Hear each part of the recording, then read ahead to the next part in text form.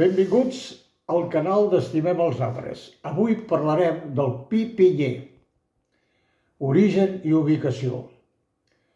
Quan parlem d'aquest arbre, cal anomenar les classes de pins existents. El pi blanc, el pi pinyer, el pi que és el d'avui, el pi pinastre, el pi pinassa, el pi negre, el pi rajolet, el pi roig.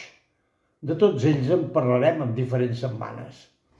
Naturalment, els trobem en diferents altituds. Per tant, començarem pel més proper a nosaltres, com és el pi pinyer. Aquesta classe de pi es caracteritza per la seva llavor, és a dir, el pinyó, ja que és una llavor comestible. Creix des dels 0 als 1.000 metres d'altitud, sent originària de la regió mediterrània. A Catalunya és la novena espècie pel que fa amb hectàrees, doncs el trobem amb abundància a les comarques de la Selva. Per cert, pren el nom per ser la comarca amb més arbres per quilòmetre quadrat. Després venen les del Maresme, el Vallès Oriental i tota la serralada litoral. A casa nostra podríem dir que n'estem ben servits, doncs tant al cantó de Ponent, el bosc d'en Sants, al nord dels boscos de Can Palau i llevant Santa Margarita, entre altres. Característiques. Aquest arbre és un arbre molt resistent i necessita molta exposició solar. Aguanta bé la carència d'aigües i no és gens exigent en quant al sol, doncs més aviat prefereix els terrenys sorrencs o de sauló. La seva copa, en forma de paraigües, va força bé per crear zones d'ombra. Per aquest motiu el podem trobar en jardineries. El seu tronc és gruixut i té una escorça taronjada molt atractiva. Les seves fulles, en forma d'agulla, sempre van de 2 en 2. Un del seu gran enemic és la processionària del pi, una oruga que es cruspeix les fulles. Aquest arbre té una mitjana de creixement anual de 5 metres, fins a arribar a la màxima alçada de 30 metres. Poden viure fins a 500 anys. No donarà el seu fruit fins al 3è any. La seva llavor, els pinyons, necessiten molta mà d'obra. Caldrà escalfar-les les pinyes perquè s'obrin per poder obtenir el seu fruit.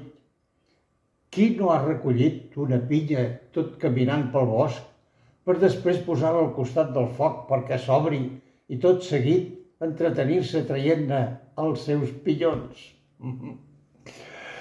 Bé, parlem de la fusta. La fusta és lleugera i flexible. Es pot utilitzar en fusteries i estructures. També es pot utilitzar per fer carbó vegetal, pasta de paper, i antigament també es feien servir per travesses de tren i també per embalatges.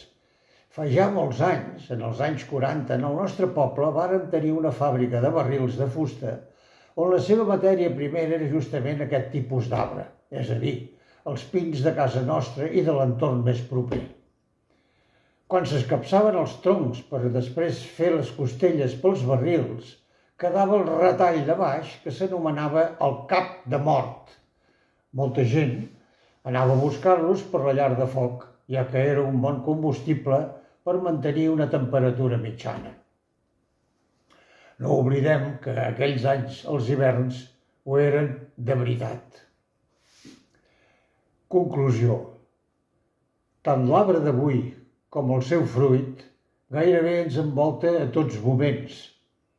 En sortir a passejar, a la decoració i sobretot a la taula, on les festes sempre apareix, amb revetlles amb la coca, a Tots Sants amb els panellets, Nadal amb cassoletes de prunes i pinyons, tota una delícia pel paladar. Bé, sobretot, cuidem els arbres de la mateixa manera que ells ens cuiden a nosaltres. Salut!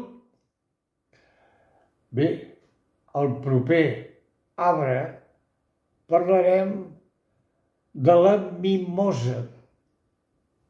A reveure!